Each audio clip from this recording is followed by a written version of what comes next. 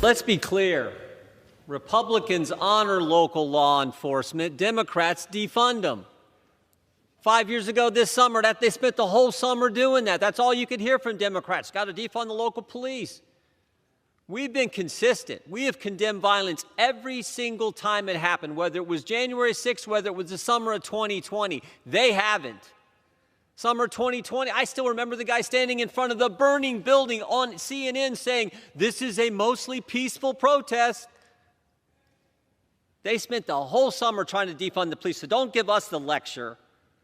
I want to thank the fine gentleman from Mississippi who served in local law enforcement, who was a sheriff, who knows what it's like to go out there and protect his community, for sponsoring this resolution. Delighted to hear the distinguished chairman of the Judiciary Committee denounce the assault, the violent assault on Congress, the Capitol, our police officers on January 6, 2021. I wonder if he would work with me to help enforce the law that was signed on March 15, 2022 by President Biden for a plaque to be placed in honor of the police officers who served us so valiantly and so bravely and saved our lives on that day. It was supposed to have been up by March 15th, 2023. And the speaker simply has remained non-committal and indifferent. The plaque is actually completed. It's ready to be put up. We can show it again. It's not as big as this poster, but it's the smallest token of recognition and honor that we should be able to extend to the Capitol officers, many of whom are still with us on the force, for their sacrifice and the sacrifice that their families made based on their work that day defending us. And I wonder if the chairman of the Judiciary Committee would follow through on, I think, his very impressive statement that we all denounce the violence of any kind against officers, including the more than 140 Capitol officers who were wounded, injured, hospitalized, some of them permanently disfigured and maimed on that day, as well as officers around the country. Now, on the point about defunding the police, look who's defunding the police. Elon Musk, Donald Trump, and their silent partners in Congress are defunding the police. They just terminated $500 million worth of grants, lost funding from the Department of Justice, providing federal support for local violence reduction by community police, community policing and prosecution, victim services, juvenile justice, child protection, substance abuse and mental health treatment, corrections and reentry, justice systems enhancements, research and evaluation, and other state, county, and local level public police and safety functions. And I brought this to the attention of the Judiciary Committee because, again, this was an operation by DOJ. We've got a federal district court opinion from Northern California saying that DOJ basically has no legal status because it wasn't created by Congress. So it might be a completely renegade operation, an attempt to create a fourth branch of government. In any event, those of us who voted for the money, and that's people on both sides of the aisle, voted for the money to be distributed by the Department of Justice to local grantees, didn't even know about this. And I shared with the chairman and with all the members of the committee the one name of the DOJ employee, an unelected bureaucrat, a juvenile bureaucrat from Silicon Valley who worked his way up through Tesla and so on and then ended up in DOJ, cut hundreds of millions of dollars to local police. They defunded the police. DOJ defunded the police. Donald Trump defunded the police, and I introduced an amendment to try to restore every single grant that they cut off in severing that federal investment in local police. My colleagues uttered not a word in opposition to my amendment, but they all voted against it, simply because they're walking the line with Elon Musk, right off the edge of the Constitution, because there's no constitutional grounding for anything that guy's doing, but they walked the line behind Elon Musk and Donald Trump, and they just defunded hundreds of millions of dollars from community law enforcement and public safety. So don't give me that lecture about defunding the police, which our side has never supported, but their side is just colluded in right now in terms of what the Department of Justice did. And that doesn't even get into their attempt to dismantle completely the ATF, shut down critical functions in the Department of Justice that protect us from foreign involvement in our elections, to take down the kleptocracy task force and so on. So I don't want any lectures coming in our direction either. Thank you, Mr. Speaker, and I'll reserve my time. The gentleman from Maryland reserves. The gentleman from Ohio is recognized. Thank you, Mr. Speaker. You can try to rewrite history, but it just doesn't work. Let me just read off the Democrat-run cities that did defund the police. And here's the game the Democrats won. All during the summer of 2020, they were saying defund the police. Democrats-run cities all over the country were doing so. And now they say, oh, but we want the federal taxpayers, because crime went up when we defunded the police. We want federal taxpayers to send us money to make up for the cuts we did there, and we spent the money elsewhere. That was the game. If you don't believe me, here's the list. Austin, Texas, $150 million cut. Boston, Massachusetts, $12 million cut. Burlington, Vermont, $1.1 million. Denver, Colorado, $55 million. Eureka, California, 1.2. Hartford, Connecticut, 2 million. Kansas City, Kansas, 42 million. Los Angeles, 150 million. Madison, Wisconsin, 2 million cut. Minneapolis, 8 million. New York City, $1 billion cut that summer. Norman, Oklahoma, 865,000. Oklahoma City, 5.5 million. Philadelphia, 33 million. Portland, Oregon, 16 million. Salt Lake City, 5.3 million. San Francisco, 120 million. Seattle, Washington, 69 million. Washington, D.C., 15 million. And we know about the crime that's happened in this city. And of course, in the ranking member's home state of Maryland, Baltimore cut their police department $22 million. And now they're saying, oh, make sure the federal money keeps coming. And look, I'm not against some of these grant programs. We'll look at all those. But don't say you didn't cut the defund the police. You did.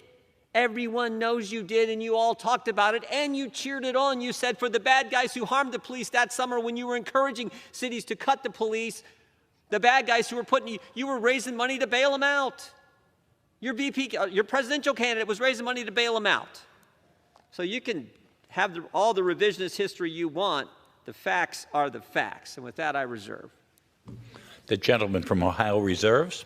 The gentleman from Maryland is recognized. Thank you, Mr. Speaker. I'd like to start just by asking my friend from Ohio if whether he's referring to me when he uses the word you, or if he's referring more generally to some other people, because I would categorically deny having done any of those things. I didn't, so perhaps if... referring to that party that you belong to, not you personally. Okay, well, the gentleman refers, and I think he's aware of this because he's an extremely clever debater, he referred exclusively to things that different local governments did or did not do. I don't know what Denver, Colorado did, or Burlington, Vermont, or whatever. I know what the United States Congress does.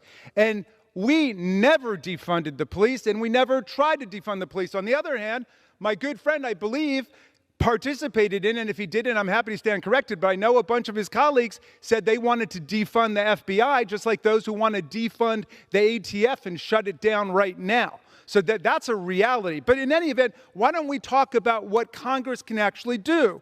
The president's new budget proposes to cut this. So this is something that my colleague and I could agree on. He wants to cut $1 billion across 40 Department of Justice grant programs which support local police departments to reduce violent crime, hate crime, and crime against women.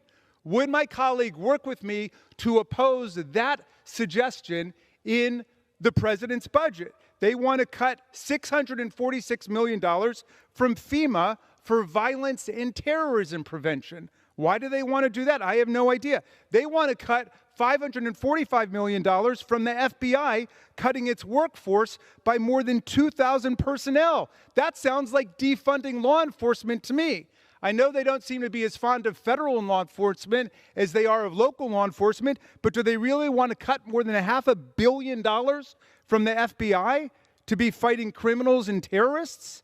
I mean, I just, for the life of me, I don't understand how they can do that while they swear fealty to law enforcement. It just makes no sense. They want to cut $491 million from the Cybersecurity and Infrastructure Security Agency, making our cyber and physical infrastructure far more vulnerable to attack by foreign bad actors like Vladimir Putin and President Xi and Kim Jong-un. I know there's some people in high levels of office who are fond of those people, who write Valentines to Kim Jong-un. But the rest of us would like to be protected from them. We should not be dismantling the cybersecurity infrastructure of America. They want to cut $212 million from the DEA. Now, can you imagine if a Democratic president had proposed any of this? They would be screaming. Their hair would be on fire. But Donald Trump proposed it, and they just mumble along like it's no big deal. What about all of these efforts to defund federal law enforcement, like the DOJ, FEMA, FBI? Will our colleagues work with us to restore that money? I'm happy to reserve.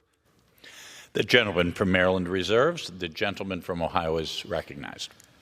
Thank you, Mr. Speaker.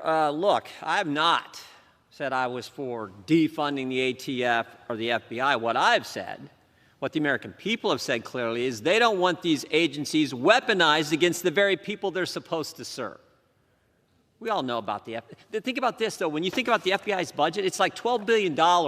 More than half of that budget, more than half of the personnel at the FBI are focused on intelligence and counterintelligence. I think most Americans probably think the FBI should spend most of its resources on going after traditional crime, organized crime, bad guys, gang activity. Well, I think that's probably where they think it should be, but no, they're spending half their budget, half their personnel on surveillance of Americans. I think that's a little different. How about the ATF? We all know the example of the ATF raiding Brian Malinowski's home. Brian Malinowski was the highest paid official in the Little Rock, Arkansas municipal government, ran the Bill and Hillary Clinton Airport, gun hobbyist. The ATF thinks he's done something wrong. Instead of just going and visiting him, coming to see him, picking him up at his work, taking him back to his house to execute the warrant, the search warrant, no, they had to kick in his door, pre-dawn raid, 10 cars pull up. First thing you see on the doorbell cam is them putting tape on the camera. 53 seconds later, Brian Malinowski has been shot in the head and subsequently dies. So I'm for these agencies actually serving the taxpayers, not in being engaged in things like that. We respect the police who want it done right at the local level. God bless them. So I've not been for defunding them. We're for honoring local police, like this good sheriff, this member of Congress, and what they do day in and day out. That's what this resolution was about. But the other side, they want to come here and start talking about all kinds of things. I didn't intend to. I intended to, you heard my opening statement. You heard the gentleman's opening statement. But the other side wants to go start attacking things. Okay, fine. We're just setting the record straight. With that, I reserve. The gentleman from Ohio reserves. The gentleman from Maryland is recognized. Thank you, Mr. Speaker. Well, yes, the record is becoming increasingly clear here. My colleagues don't want to do anything about the dismantling of hundreds of millions of dollars of funds that we appropriated to the Department of Justice that have been mysteriously deleted by a DOJ employee from local law enforcement. These are grants that go to local police departments and victim assistance agencies all over the country. They got rid of that. Then the president comes forward with a budget that will cut more than $1.5 billion, maybe $2 billion from local law enforcement to go after violent crime, hate crime, to defend the victims of rape and sexual assault. My colleague changes the subject once again to talk about weaponization. We've never seen weaponization of the government like what we've seen under Donald Trump and his Department of Justice. The first thing they did was they got rid of a dozen experienced veteran criminal prosecutors in the U.S. Attorney's Office and the Department of Justice simply because they had worked to prosecute January 6 insurrectionists and rioters. Yes, let me repeat that. They fired prosecutors for doing nothing more than their jobs, to prosecute the criminals who beat the daylights out of our police officers, and they sacked all of those prosecutors. Some of the most experienced veteran prosecutors that we have in the U.S. Attorney's Office. Then he named to be the acting U.S. Attorney, Ed Martin, and he was just forced to withdraw that nomination because he was standing by a neo-Nazi Holocaust revisionist who said that Hitler's problem was that he didn't finish the job, and who said that those who are born with disabilities should be killed at birth. And Ed Martin called him a great man and a great leader.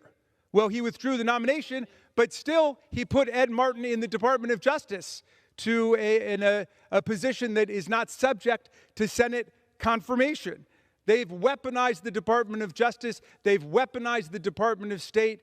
They're going after anybody they describe as a political enemy. That Ed Martin was writing letters to members of Congress when he didn't like what they had to say.